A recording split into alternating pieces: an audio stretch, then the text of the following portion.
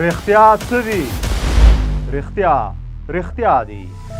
یو خوا د واکدارانو دعوې، بل خوا د ولس فریاد. دعوې رښتیا که فریاد درو، نارې هم ډېرې، بیانیې هم ډېرې، وعدې هم ډېرې او دعوې هم ډېرې.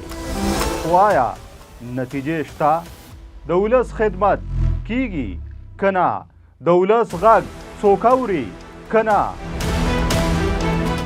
وسایل بسیار، شتمنۍ ښه ډېرې، په کار راځي که نه؟ امن صرف یو خوب ولې؟ امن ولې نشته؟ د هرې خبرې یو پس منظر وي، د هرې خبرې پر شا یو رښتیا ضرور وي. موږ به سوال پورته کوو چې معلوم کو دغه رښتیا، ځکه چې رښتیا دي.